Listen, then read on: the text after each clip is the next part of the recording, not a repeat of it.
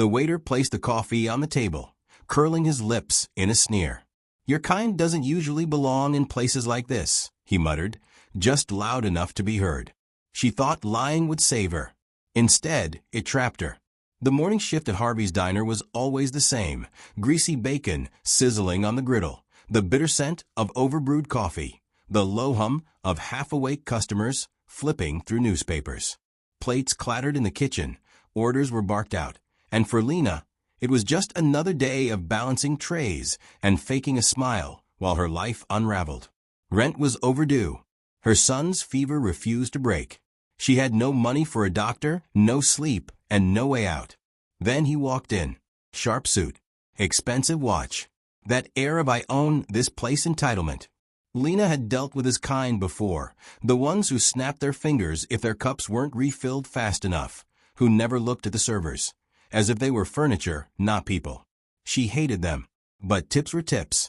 He slid into booth 5 by the window, barely acknowledging her presence. "Black coffee. No sugar. No cream," he muttered, not even bothering to look up. "Make sure it's hot."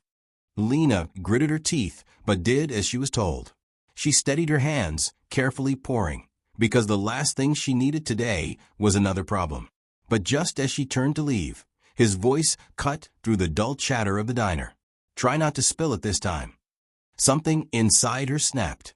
Her fingers tightened around the coffee pot, heartbeat pounding in her throat. A suffocating thud pressed against her ribs. She didn't think, didn't plan. She just poured. A splash of scalding hot coffee overflowed the rim, drenching the man's crisp white shirt. A second later, some of it splattered onto his face. The entire diner froze. Forks stopped clinking. Conversations died mid-sentence. Even the cook, who usually shouted orders from the back, fell silent. Lena's stomach plummeted. But the man didn't react the way she expected. No shouting. No cursing. No jumping up in agony. Instead, he slowly reached for a napkin, dabbing at the mess with an unsettling calmness. He took his time, too much time. Then, finally, he looked up. Lena's breath hitched. His face was unreadable. She had seconds before he exploded in rage, or, worse, called the manager. I'm so sorry," she stammered, voice cracking. His hand shot up, silencing her instantly. He set the napkin down, adjusted his sleeves, then spoke in a voice so low and steady it sent a chill down her spine. "Do you have any idea who I am?" Lena swallowed hard. A high-powered lawyer? Some rich businessman who could ruin her with a single phone call? She braced herself for the worst. But nothing could have prepared her for what came next. The man leaned in, resting his elbows on the table, dark eyes locking onto hers. His voice was calm, too calm. "I own this restaurant." Lena's breath caught in her throat. The diner was still dead silent. Every pair of eyes in the room was on her. Her hands trembled, the coffee pot still clenched in her grip. She had just poured hot coffee on her boss. And now, in a matter of seconds, her entire life could change. But instead of rage, he did something far worse. He smiled. A slow, deliberate smile that made Lena's stomach twist into knots. Her legs felt weak. She had two choices: beg for mercy or run. But before she could do either, he tilted his head slightly and said, "Sit." It wasn't a request. Lena hesitated. He let out a small chuckle, not loud enough for anyone else to hear, but just enough to send a shiver down her spine. "I said, sit." Her knees buckled before she even realized she was obeying. Slowly, she slid into the booth across from him, the coffee pot still clenched in her trembling hands. The owner, her boss, sighed as he unbuttoned his blazer, carefully removing it and setting it beside him. His white shirt was still stained, the dark coffee soaking into the fabric. For a long, heavy moment, he just studied her. Lena clenched her jaw, forcing herself not to break. Lena couldn't afford to lose this job. She barely scraped by as it was. Rent, her son's medicine, groceries. This diner was her lifeline. But she had just poured coffee on the man who paid her. She knew how this ended. "Look," she started, her voice barely above a whisper. I wasn't thinking. I just..." Clearly, she flinched at how sharp his voice suddenly was. His fingers tapped lazily against the table, slow and deliberate. You weren't thinking. But that's the problem, isn't it? Her stomach twisted. She opened her mouth, but no words came out. She didn't know what to say, how to fix this. But then he did something she didn't expect. He reached into his blazer pocket and pulled out a money clip, thick, heavy, more cash than she had ever seen in one place. He peeled off a $100 bill and set it on the table. Lena blinked. Her hands instinctively curled into fists under the table. What was this? A bribe? A test? Before she could process it, he pulled out another bill. Then another, stacking them neatly, one by one, until there was at least $1,000 between them. Lena's throat went dry. This wasn't just money. It was bait. Tell me something, he said, voice quiet but steady. What's the most expensive mistake you've ever made? She couldn't answer. Not because she didn't know, but because she knew exactly what he was doing. And it scared her. She swallowed hard, staring at the bills. It was enough to cover rent, to pay for medicine, to breathe for the first time in years. But why? Her gut screamed at her to walk away. But then he leaned in, and what he said next made her blood turn cold. I'll give you one chance to make this right. Lena's fingers twitched under the table. The stack of bills sat between them, untouched. Each crisp hundred seemed to mock her, daring her to reach out and take it. But something about the way her boss looked at her, like a cat playing with its food, made her stomach twist. She had no idea what game he was playing. What's the catch? She asked, her voice hoarse. His smirk widened. There's always a catch, isn't there? He leaned back, stretching his arms across the booth like he had all the time in the world. The way I see it, you've got two choices. He tapped the stack of bills. One, you take the money, walk out that door, and never step foot in this diner again. Lena's heart dropped. She knew it. This was hush money, a way to fire her without firing her. She looked at the bills again, throat tightening. Rent, groceries, medicine. It would keep her afloat, but only for a little while. She bit her cheek so hard she tasted copper. And the second choice? She asked, barely above a whisper. His smile flickered just for a second. You keep your job. Lena's breath caught in her throat. What? But he held up a hand, cutting her off. You keep your job, he repeated, under one condition. The air thickened between them. He let the silence drag, like he was enjoying watching her squirm. Then finally, he leaned forward and said, You owe me. Lena's pulse hammered. Owe him? She swallowed. I don't understand.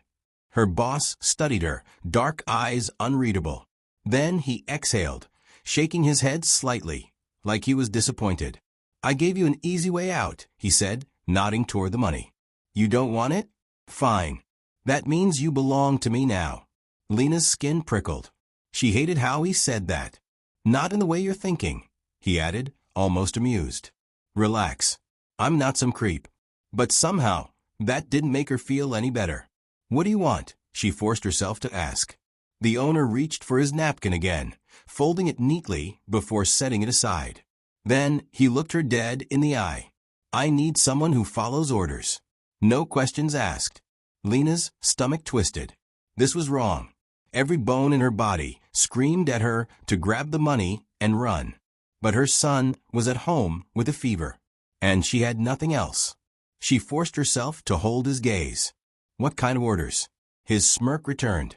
Oh, don't worry, he said, tilting his head. You'll find out soon enough. Lena's breath hitched. The diner felt too quiet, like the walls were closing in on her. This wasn't just about keeping her job. This was about owing a debt she didn't understand. And there was no turning back now. She felt like she was standing at the edge of a cliff, staring down into something dark. She had no idea what this man wanted from her, no idea what kind of orders he expected her to follow. But the way he watched her, the way his fingers drummed lightly against the table waiting, made it clear that whatever this was, it wasn't going to be simple. Her throat was dry, but still, she heard herself say it. Yes. The moment the word left her lips, something in his face shifted. Not satisfaction, not relief, just acceptance. Like he had already known what she would choose. He exhaled slowly, then slid the stack of bills across the table toward her. Good. Lena didn't touch the money. She wasn't sure she even wanted it anymore. Her pulse pounded in her ears. What do you want me to do? The owner took his time rolling up his sleeves. Then, casually, like they were just discussing the weather, he said, "Someone's going to come in here tonight asking for me. When they do, you tell them I don't exist." Lena's fingers tightened around the edge of the table. She blinked. "What?" "You heard me." His voice stayed calm, almost bored. "A man's going to walk through that door looking for me. Tall, navy blue suit, probably carrying a folder." He met her eyes. Expression unreadable. "You tell him I've never owned this place. You tell him you don't know who he's talking about." Lena felt ice creep up her spine. Who was coming for him? Why? She opened her mouth to ask, but he gave her a sharp look. No questions. Her breath came in short, shallow bursts. This wasn't just about keeping her job. This was something else entirely. She was being pulled into something she didn't understand. Lena's hands curled into fists. "And if I say no?" The owner smiled again. But this time, there was something cold behind it. "If you say no," he tapped the money on the table, "then you take this, walk out that door, and pray you never see me again." Lena felt like the air had been sucked out of the room. Because somehow, that sounded like a threat. She glanced around the diner. People had gone back to their conversations. The cook was back to flipping eggs. The world outside kept moving, like nothing had changed. But for Lena, everything had changed. And the worst part? She had no idea who she was lying for, or what she had just gotten herself into. The door swung shut behind him. The man in the navy blue suit stood just inside the entrance, scanning the diner with the kind of sharp gaze that saw everything and missed nothing. He wasn't just some random customer. He belonged somewhere else. An office, a courtroom, a place where people's lives were decided over signatures and handshakes. Lena's stomach twisted. This was him. The man her boss warned her about. The one she had to lie to. The stranger took his time adjusting the cuffs of his shirt before stepping forward. He didn't even glance at the menu hanging above the counter. He wasn't here for food. He was here for answers. And when his gaze finally landed on her, Lena felt like her feet were nailed to the floor. The diner's usual background noise, the clinking of forks, the low hum of conversation, seemed to fade into nothing. He walked straight to the counter and rested both hands on the worn laminate surface. Calm, patient, dangerous. "Excuse me," he said. His voice was smooth, but there was something in it that made Lena's pulse jump. "I'm looking for someone." She knew what was coming. Her heart pounded, so hard she thought it might crack her ribs. "The owner of this place," the man continued. "I was told he runs things from here." Lena's throat tightened. This was it. Her boss's words echoed in her head. "You tell him I don't exist." The business card sat on the counter, mocking her. Lena couldn't bring herself to touch it. Her hands were still trembling, her heart hammering against her ribs. She had lied. Lied for a man she barely knew, a man who had backed her into a corner with nothing but a quiet threat and a knowing smile. Across the diner, he was still watching her. The owner of Harvey's Diner, no, the man who claimed to own it, leaned back in his booth, casually sipping what was left of his coffee. His eyes held something unreadable, something dangerous. Lena swallowed hard. She had done what he asked. So why did she feel like she had just made a deal with the devil? The door chimed as a new customer walked in, but she barely heard it. The world outside kept moving. People laughed. Forks clinked against plates. But for her, everything had changed. The man in booth 6 finally stood, fixing his cuffs like he had all the time in the world. Then, without a word, he slid something across the table toward her as he passed by. An envelope. Thick. Sealed. Lena stared at it. Her throat felt tight. She didn't want to open it. Didn't want to know. But before she could react, his voice brushed against her ear, low, smooth, and laced with something she couldn't place. "You're in now, Lena. Welcome to the other side." And just like that, he was gone. Lena's breath hitched. She looked down at the envelope. Some choices don't come with right or wrong answers, just consequences. and she had just stepped into something she couldn't walk away from.